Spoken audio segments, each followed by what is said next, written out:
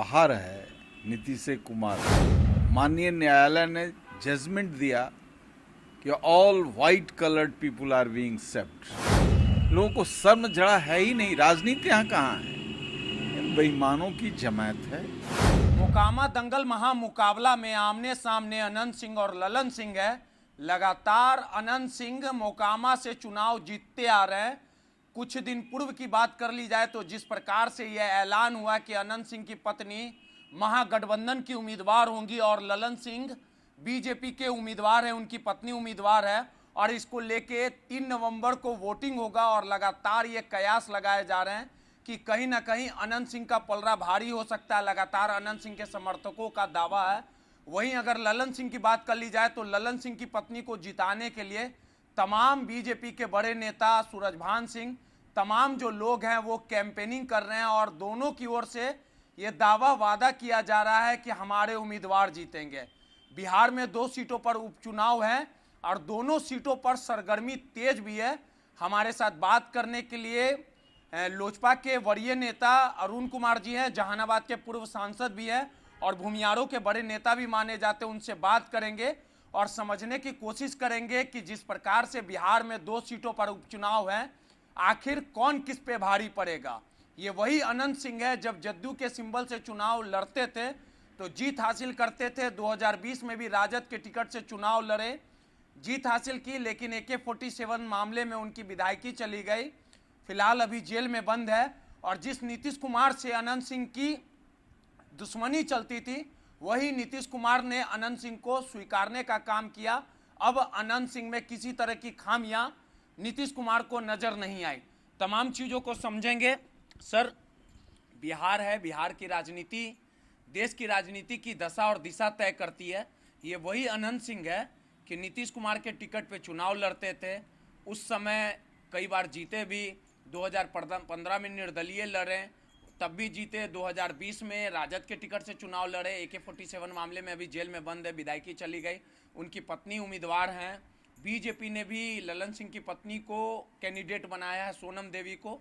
आखिर क्या लगता है कि राजनीति में करनी कथनी में अंतर है क्या? यही नीतीश कुमार को सबसे बेकार लगते थे। अनंत सिंह के भी समर्थक अनंत सिंह भी नीतीश कुमार पे निशाना साधते थे, लेकिन अब दोनों एक दूसरे के साथ आ गए। और क्या लगता है कि मोकामा दंगल में कौन किस पे भारी पड़ेगा?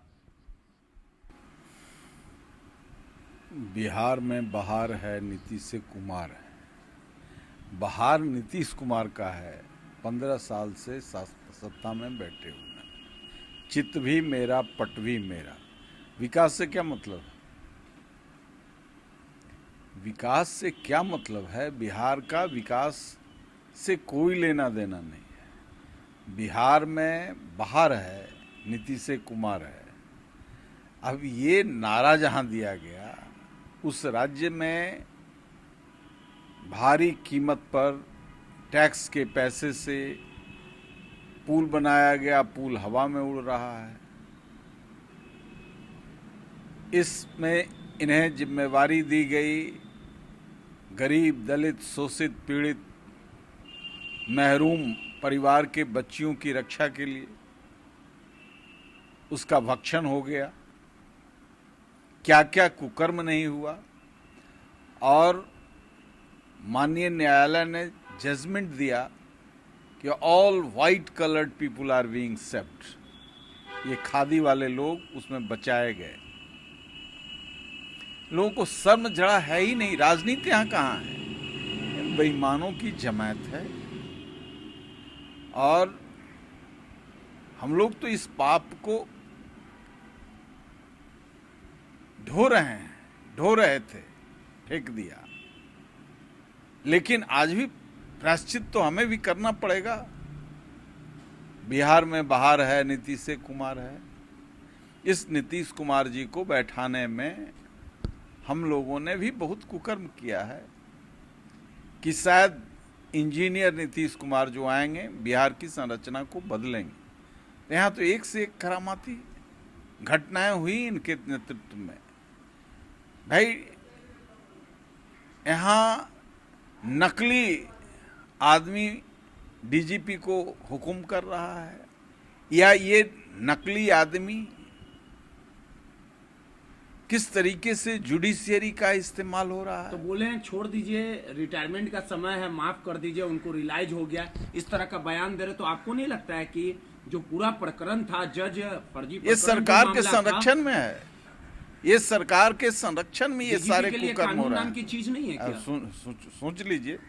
तो इसलिए मोकामा के विकास की चर्चा करना तो कोई मतलब ही नहीं। बिहार ही ऐसे आदमी के, नेगेटिव थॉट के आदमी के हाथ में चला गया जो कि बिहार को सिर्फ वोट का हथियार बना करके लोगों को ठगने का, बेवकूफ़ बनाने का। और भाजपा के लोगों को क्या हुआ कि समझ नहीं पाए और अब खोज रहे हैं। तो सवाल ये है कि गरीबों के साथ, पीड़ितों के साथ, वंचित समाज के साथ बहुत बड़ा अन्याय नीतीश कुमार ने किया। आज अति पिछड़ा की बात कर रहे हैं। अति पिछड़ा के जो कर्पूरी ठाकुर का चिंतन था, सोच था, उसको डाइल्यूट कर दिया। इसको इधर से जोड़ दो, उसको उधर से जोड़ दो, वोट बैंक बनाओ। अति पिछड़ा का सवाल नहीं है। अति पिछड़ा का सवाल तो तब होता जब सचमुच अति पिछड़ा में जो चिन्हित लोग थे, उन लोगों को, जो दबंग जातियां हैं, उनको भी अति पिछड़ा में डाल दो। तो कैसे अति पिछड़ा? तो ये सारा करप्शन को ढकने के लिए है ये सारा खेल। एक से एक अपराध हुए हैं, हजारों हजार करोड़ का यहां लेन देन रोज हो रहा है। और अभी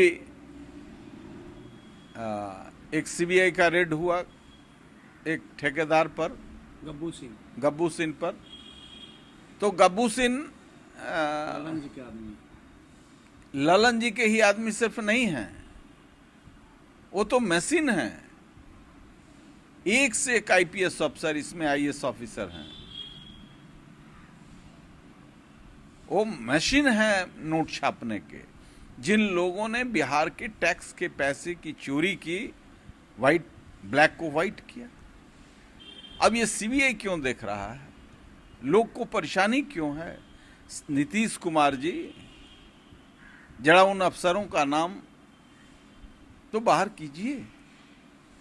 वो सब खास लोग हैं नीतीश कुमार। एक चीज हमको समझा दीजिए सर, कि आखिर अनंत सिंह अच्छा काहे लगने लगे, और जिस प्रकार से जो डीजीपी जो हरकत किए, जिस प्रकार से एक फर्जी आदमी अभिषेक अग्रवाल कॉल करता है, खुद को हाईकोर्ट का चीफ जस्टिस बताता है, और जब कार्रवाई करने की बात मीडिया पूछती है नीतीश कुमार से, तो कहते हैं छोड़ दीजिए, रिटायरमेंट का समय है। अगर यही कोई गलती आम आदमी कर देता तो अब तक धाराएं बताई जाती, कानून का पाठशाला पढ़ाया जाता कि नहीं, गलत तो गलत है, कानून के नजर में सब सही है। आखिर नीतीश कुमार अनंत सिंह क्यों अच्छे लगने लगे, और जज जो डीजीपी को क्यों बचा रहे हैं? नीतीश कुमार कई पावर का चश्मा रखे हुए हैं। उनका कौन विरोधी है उसमें चश्मा दूसरा पहन लेते हैं। अरुण कुमार को चुनाव नहीं लड़ने देना चाहिए, तो हमने कहा कि छाती तोड़ देंगे, तो हमको सजा हो गई। हम सजा याफ्ता हैं। हमने अहंकार तोड़ने की बात कही, और एक से एक डाकू दल जिसकी रक्षा कर रहे हैं। भाई ये राज्य है। नीतीश कुमार ने, लालू यादव का राज्य इससे बेहतर था। ये राज्य तो डकैतों का है। आप ये मानते हैं लालू राज अच्छा था, बेहतर था?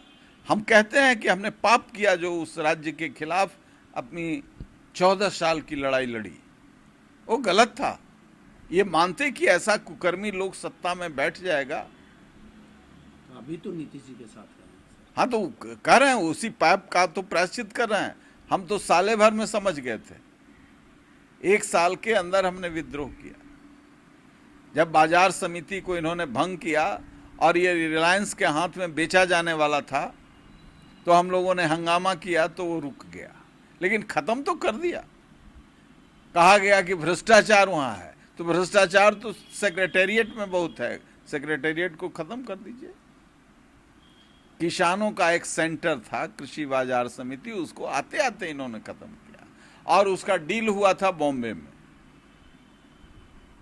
तो ये बुनियाद में ही साल भर के अंदर, लेकिन सड़क वड़क केंद्र का पैसा आया हुआ था रघुवंश बाबू के ज़माने में, यहाँ पूरा पैसा सब जमा था, यूटिलाइज नहीं हुआ था, हो रहा था। थोड़ा अभयानंद जी आए तो लॉ एंड ऑर्डर ठीक हो गया, तो लगा कि बेहतर है, लेकिन भीतर भीतर इतना खेल चल रहा था, वो सब सामने आकर के मन डोल रहा उनका।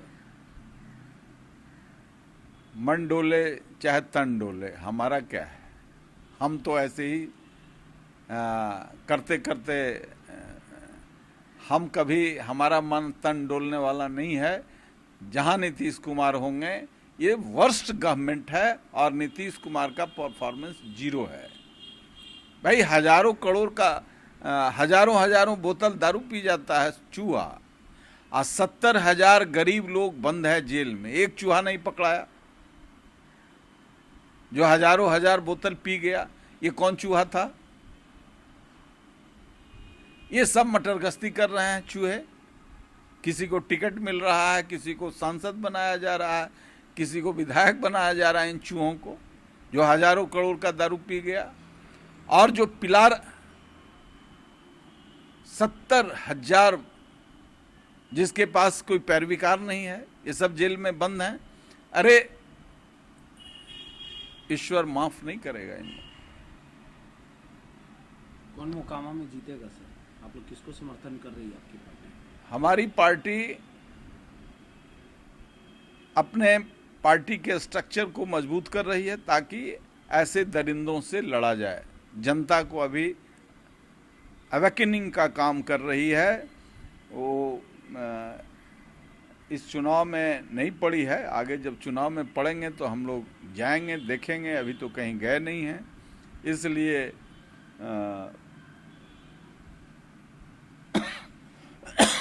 रिजल्ट आने से पता चलेगा। तो आप लोग बीजेपी के साथ हैं ना, कहते हैं लोग। अंदरूनी कैसा होता है?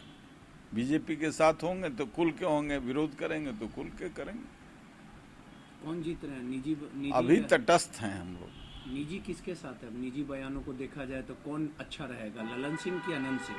हमारा निजी और ये कुछ नहीं होता है, हमारा होता है पार्टी का जो लाइन है वो लाइन है। अभी हम लोग तटस्थ हैं इस चुनाव में, और आगे देखेंगे। अभी पार्टी का स्ट्रक्चर हम लोग मजबूत कर रहे हैं, ताकि किसी का तन डोले और मन डोले, तो तन और मन डोलने की स्थिति में हम लोग किसी से भी मुकाबला कर सकें। में भी उपचुनाव है, महागठबंधन और जो बीजेपी के उम्मीदवार भी हैं, साधु यादव भी मैदान में। मैंने कहा ना कि अभी हम कहीं नहीं गए और न कोई इंटरेस्ट रखे हैं, न कहीं से इंफॉर्मेशन गैदर किया, इसलिए इस पर हमसे ज़्यादा आपको जानकारी होगी। आप सब जगह घूमते हैं, सब जगह रिपोर्ट लेते हैं, इसलिए आप ही बताइएगा क्या है। तो ये आप मानते हैं कि 17 सालों से बिहार की सत्ता पर नीतीश कुमार बरकरार हैं? जितना दिन भी आप नीतीश कुमार के साथ रहें, उसका आज कहीं ना कहीं आपको पछतावा है? बहुत पछतावा है, बहुत पछतावा है। इसीलिए सड़क पर रह करके न हम भी जाके चरणामृत ले लेते ना, इसीलिए तो सड़क से संघर्ष कर रहे हैं कि जो पाप किया है, सत्ता से भले वंचित रहें, लेकिन जो पाप किया है, मन में तसल्ली तो है कि इन पापियों के खिलाफ बोल करके मन को शांत करते हैं, आवाम को बताते हैं। बिहार में बहार है तो देश में बहार ऐसा ही होगा, जहां एक से एक कुकर्म हुआ है। यदि प्रधानमंत्री के रास्ते में हैं तो लोग सोचें, यहाँ भी सोचें, वहाँ भी सोचें। यहाँ का तो बाहर सब लोगों ने चखा है। देखिए, सीधे तौर पे अरुण कुमार जी थे, बिहार की राजनीति को अच्छे तरीके से समझते हैं। बिहार की सत्ता पर 17 सालों से नीतीश कुमार विराजमान भी है, और बिहार में कितना कुछ काम हुआ ये बताने की ज़रूरत नहीं है। एक दौर ये भी था जब अरुण कुमार नीतीश कुमार के करीब हुआ करते थे, लेकिन इन्होंने समझौता नहीं किया। सीधे तौर पे कहना है कि मोकामा गोपालगंज उपचुनाव में जो भी पार्टियां चुनाव लड़ रही हैं, जो भी उम्मीदवार चुनाव लड़ रहे हैं, अभी इसमें नहीं फंसना है। एक नया बिहार बनाने के लिए सड़क से संघर्ष करना है और नीतीश कुमार को उखाड़ फेंकना है। इसके लिए लड़ाई जो है वो बदस्तूर जारी रहेगी। रोहित, नटराज न्यूज, पटना।